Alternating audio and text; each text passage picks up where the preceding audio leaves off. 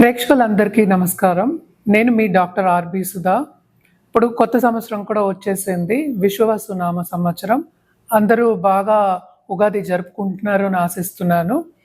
ఎప్పుడులాగే మనం ఇప్పుడు మీ ముందుకు వచ్చేసాము. ఏప్రిల్ మాస ఫలితాలు అంటే రాశి ఫలితాలు 12 రాసుల వారికి ఏప్రిల్ నెల ఎలా ఉంటుందో చూడబోతున్నాం అన్నమాట. ఒక్కొక్క రాశికి విడివిడిగా మాట్లాడుకున్నాం. దానికన్నా ముందు మనం ఎప్పుడు గ్రహస్థితి అంటే గోచారం మాట్లాడుకోవడం ముందు నుంచి ఉన్న ఆన్మైతే అంటే గోచారం పట్టే కదా మనం అన్ని రాశి ఫలితాలు అనేది చెప్పుకోవడం జరుగుతుంది. సో ఎక్కడెక్కడ ఏ ప్లానెట్స్ ఉన్నాయో చూద్దాము, గ్రహాలు ఎలా మూవ్ అయ్యాయో చూద్దాం. మనకి తెలిసింది కూడా మనకి ఏంటి సోలార్ ఎక్లిప్స్ కూడా అయిపోయింది. అలాగే ఉగాది అంటే ఏంటి విశ్వవసునామ సంవత్సరం కూడా మొదలైంది. ఎప్పుడు మార్చ్ 30ని.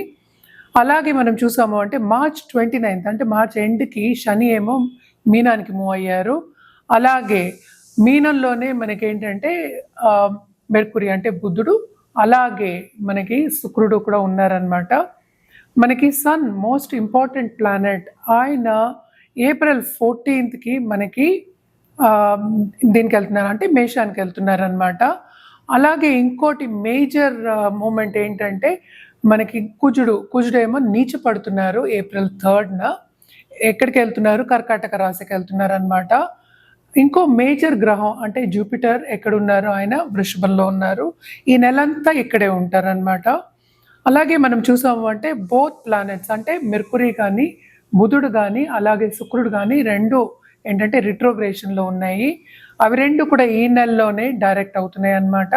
సో మనం చూసాము అంటే మీనంలోనే ఈ రెండు కూడా ఉంటున్నాయి అన్నమాట ఈ నెలంతాను. అంటే ఎప్పుడు డైరెక్ట్ అవుతున్నాయో చూద్దాము. మనకేమో మెర్కురీ ఏమో 7th ఏప్రిల్కి డైరెక్ట్ అవుతున్నారు. అలాగే శుక్రుడేమో 13th ఏప్రిల్కి డైరెక్ట్ అవుతున్నారు అనమాట. సో శుక్రుడేమో ఎగ్జాల్టేషన్ అంటే ఉచ్చ స్థితిలో ఉన్నారు. మెర్కురీ బుధుడేమో నీచ స్థితిలో ఉన్నారు అనమాట. మీనంలోనే ఉన్నారు. సన్ కూడా first half of this month మీనంలో ఉన్నారు. 14th మూవ్ అవుతున్నారు మనకి మేషానికి. అలాగే మనం ఏంటంటే రాహు కేతువులు ఎక్కడున్నారు? రాహు ఏమో మనకి మీనంలోనే ఉన్నారు. కేతు కూడా మనకి ఏంటంటే కన్యలోనే ఉన్నారనమాట. సో ఇది గ్రహస్థితి మనకి ఈ నెల అంతాను. సో మేలోనే మనకి రాహుకేతు మూమెంట్ కూడా ఉందన్నమాట. సో జనరల్గా ఎప్పుడు మనం చెప్పుకునేది ఏంటంటే ఏల్నాటి శని అనేది చాలామంది భయపడుతూ ఉంటారు. ఏల్నాటి శని ప్రభావం అనేది అందరికీ ఉంటుంది, కానీ వ్యక్తిగత జాతకం మీద ఆధారపడి ఉంటుందన్నమాట. ఏల్నాటి శనిలో సెటిల్ అయిన వాళ్ళు ఉన్నారు, బిజినెస్లో పైకి వచ్చిన వాళ్ళు ఉన్నారు. అలాగే ఏంటంటే దాంపత్య జీవితంలో అనుకూల పరిస్థితి తెచ్చుకున్న వాళ్ళు బోళ్ళంత మంది ఉన్నారనమాట. అంటే ఏదైనా నేను అందుకనే ముందు నుంచి చెప్పేది వ్యక్తిగత జాతకం మీదే ఆధారపడి ఉంటుంది. మనం మాట్లాడుకునేదంటే జనరల్ అనమాట. ఎందుకంటే చాలామంది భయ ఆందోళన పడుతూ ఉంటారు. ఎవరో చెప్పేశారు అని కాకుండాను మీ వ్యక్తిగత జాతకం పరిశీలించుకుంటే పరిస్థితి గ్రహస్థితి ఎలా ఉందో చూసి అలాగే పీరియడ్ ఎలా ఉందో చూసి చెప్పడం అనేది జరుగుతుంది ప్రెడిక్షన్స్. సో దేనికి భయపడవలసిన అవసరం అంటూ ఏం లేదు. అన్నిటికీ మనం ఏంటంటే పరిహారం చేసుకోవడం, ఒకటి అవుతోంది అంటే పరిహారం చేయడం అనేది వెరీ ఇంపార్టెంట్. సో ఎవరెవరికి ఏలినాటి శని ఉందో మనం ఇప్పుడు చూద్దాము. మేషరాశి వాళ్ళకి ఏలినాటి శని అనేది స్టార్ట్ అయింది ఈ సంవత్సరంలో. అంటే మనం ఉగాది తర్వాత ఇప్పుడే మళ్ళీ కలుస్తున్నాం కనుక ఈ సంవత్సరం అది ఫస్ట్ నెల. అలాగే ఏంటంటే మనకి కుంభానికి లాస్ట్ ఘట్టం, అలాగే మీనానికి రెండో ఘట్టంలో ఉంది. మనం ఎప్పుడు జనరల్ పరిహారాలు మాట్లాడుకోవడం ఆన్మైతి. సో జనరల్గా ఎప్పుడైనా సరే పాజిటివ్ దిశగా వెళ్ళడం అనేది వెరీ వెరీ ఇంపార్టెంట్. అంటే ఏంటంటే ఎప్పుడైనా మనం చెప్పేది నెగటివ్లో పాజిటివ్ చూడాలి తప్పక అని చెప్తూ ఉంటాం. అంటే కష్టం అనేది అందరికీ ఉంటుంది, లైఫ్ అంటేనే ఎత్తు తగ్గులు.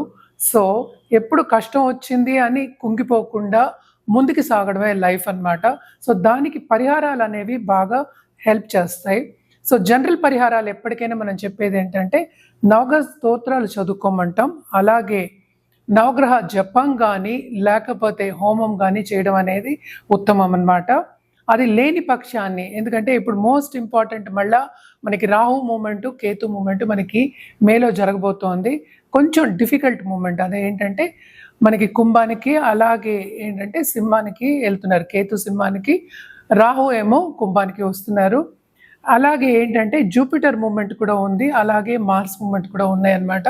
సో మేజర్ మూమెంట్స్ కూడా ఉన్నాయి కనుక ఎప్పటికైనా నవగ్రహాలకి చేయమని మనం చెప్తాం. సన్ మనకి తెలుసు ఒక్కొక్క రాశికి 30 రోజులు ఉంటారనమాట ఒక్కొక్క రాశిలోను. అలాగే మనం చూసాము అంటే ఇప్పుడు బుధుడు అలాగే శుక్రుడు మూమెంట్స్ కూడా మనకి నెక్స్ట్ మంత్ ఉన్నాయి. సో మేజర్ గ్రహాలన్నీ మూవ్ అవుతున్నాయి కనుక తప్పక జనరల్గా నవగ్రహాలకి చేసుకోమని చెప్పడం అనేది జరుగుతోంది. ఏదైనా సరే మళ్ళా నేను చెప్తున్నాను, ఎందుకంటే వ్యక్తిగత జాతకం మీద ఆధారపడి ఉంటుందన్నమాట. అలాగే శక్తి పూజలు చేసే వాళ్ళకి కానీ, లేకపోతే నిత్య పూజలు చేసే వాళ్ళకి కానీ, లేకపోతే ఒక గురువుని ఆశ్రయించే వాళ్ళకి కానీ తప్పక పాజిటివ్ దిశగా నడవడం అనేది జరుగుతుందన్నమాట.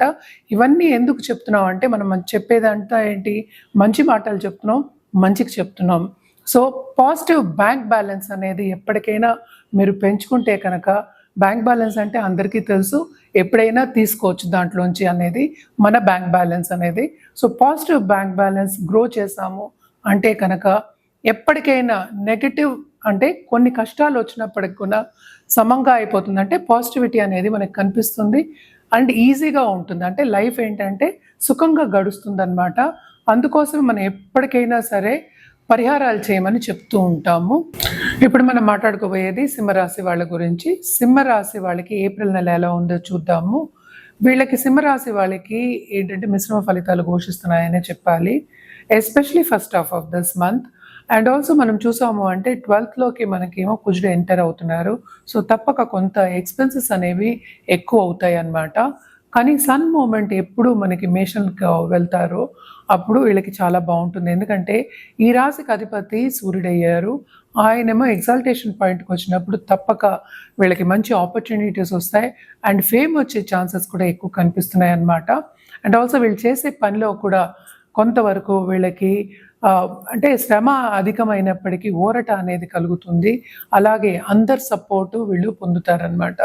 First half of this month మనం చూసాము అంటే సో 8th house మనం చూసాము అంటే అష్టమ శని కూడా ఉందన్నమాట. 8th house అన్ని ప్లానెట్స్ ఉన్నాయి. అండ్ ఆల్సో మనం చూసాము అంటే మెర్కురీ అండ్ ఆల్సో అలాగే వీనస్ కూడా రిట్రోగ్రేషన్లో ఉన్నారనమాట, వక్రిచ్చున్నారు. సో కొంతవరకు వీళ్ళకి హెల్త్ ఇష్యూస్ వచ్చే ఛాన్సెస్ ఎక్కువ కనిపిస్తున్నాయి. అలాగే మనం చూసాము అంటే ఈ నెల అంతా 2వ ఇంట్లో కేతు ఉన్నారు. సో తప్పక స్పిరిచువాలిటీ అనేది డెవలప్ అవుతుంది. అండ్ ఆల్సో మనం చూసాము అంటే second half of this month నేను అన్నట్టు ఈ రాశికి అధిపతి ఏమో 9th house ఎగ్జాల్టేషన్లో ఉన్నారు కనుక తప్పక భాగ్యం అనేది డెవలప్ అవుతుంది. ఆపర్చునిటీస్ చాలా ప్లెంటీ వస్తాయి అంటే కెరియర్ పాత్లో. అండ్ ఆల్సో ఎవరైనా ఇప్పుడు మనకి పొలిటికల్ కెరియర్ కావాలి, పాలిటీషియన్ అవ్వాలి, పాలిటిక్స్లో ఉన్న వాళ్ళకి కానీ ఇప్పుడు శ్రమపడే వాళ్ళకి కానీ తప్పక ఆ టైంలో కొంతవరకు మంచి రిజల్ట్స్, గుడ్ రిజల్ట్స్ అనేవి కనిపిస్తూ ఉంటాయి. అండ్ ఆల్సో నేను ఇందాక చెప్పినట్టు మార్స్ కుజుడేమో 12వ ఇంటికి మూవ్ అవుతున్నారు కనుక ఖర్చులు అనేవి చాలా అధికం ఉంటాయి. ఎస్పెషలీ ఏంటంటే వీళ్ళకి హెల్త్ రీత్యా ఖర్చు పెట్టడం కొంచెం అధికం ఉంటుంది. అలాగే మనం చూసాము అంటే లాంగ్ డిస్టెన్స్ ట్రావెల్ వచ్చే ఛాన్సెస్ ఎక్కువ కనిపిస్తున్నాయి అన్నమాట. షార్ట్ డిస్టెన్స్ కూడా ఉంది, మనం మాట్లాడుకునేది ఈ నెల వరకే. కానీ ట్రావెలింగ్లో కూడా కొంతవరకు శ్రమపడే ఒక యోగం కింద చెప్పుకోవాలన్నమాట. హెల్త్ మాత్రం కొంతవరకు సెన్సిటివ్ అయ్యే ఛాన్సెస్ ఎక్కువ కనిపిస్తున్నాయి, especially first half of this month. So ఏదైనా కొంచెం ప్రాబ్లం, ఫిజికల్గా ప్రాబ్లం వచ్చినా కూడా డాక్టర్ని సంప్రదించడం వెరీ వెరీ ఇంపార్టెంట్. అలాగే మనం చూసాము అంటే దాంపత్య జీవితంలో కూడా కొంతవరకు డిసగ్రిమెంట్స్ వచ్చే ఛాన్సెస్ ఎక్కువ కనిపిస్తున్నాయి అన్నమాట. Second half of this month తప్పక భాగ్యం డెవలప్ అవుతుంది, కొత్త బిజినెస్లు స్టార్ట్ చేసే ఛాన్సెస్ కనిపిస్తున్నాయి. అలాగే స్టాక్ మార్కెట్ ట్రేడింగ్లో ఉన్న వాళ్ళకి కూడా చాలా బాగుంటుంది. ఎందుకంటే రిట్రోగ్రేషన్ అయిపోయిన తర్వాత మనం చూసామంటే మెర్కురీ కూడా ఏంటంటే 11th lord, 2nd and 11th lord అయ్యారు. ఆయన నీచపడి ఉన్నారు కనుక కొంతవరకు బిజినెస్ పీపుల్కి ఎదురు దెబ్బలు అనేవి కనిపిస్తున్నాయి ఈ నెలలో.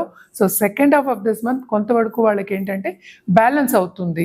అండ్ అష్టమ శని బై ఇట్ సెల్ఫ్ ఏంటంటే ఇబ్బంది పెడుతుంది కనుక రెమెడియల్ మెషర్స్ కింద తప్పక శనికి చేయడం అనేది ఫస్ట్ వెరీ వెరీ ఇంపార్టెంట్. అలాగే సూర్య అష్టకం చదువుకోవడం, ఎందుకంటే హెల్త్ అనేది సెన్సిటివ్ అన్నాను కనుక సూర్య అష్టకం నిత్యం చదువుకోవడం చాలా మంచిది. అండ్ ఆల్సో శివుడికి ఎస్పెషలీ శివ దంపతులు పిక్చర్ పెట్టుకుని ఎవ్రీడే నిత్యం పూజ చేయడం చాలా మంచిదన్నమాట. తప్పక శని కాళ్ళు పట్టుకోండి. ఎందుకంటే అష్టమ శని ప్రభావం కొంతవరకు ఎక్కువ ఉంటుంది. మనం చేసే పనిలో అడ్డంగాలు ఎక్కువ అవుతాయి. ఏంటిదంటే మనం ఇవాళ ఒక పని చేద్దాం అనుకుంటాం. అది లేట్ అయ్యే ఛాన్సెస్ ఎక్కువ కనిపిస్తున్నాయన్నమాట. సో, తప్పక నేను చెప్పిన పరిహారాలన్నీ చేసుకుంటే మీకు ఇంకా బావుంటుంది ఈ నెల.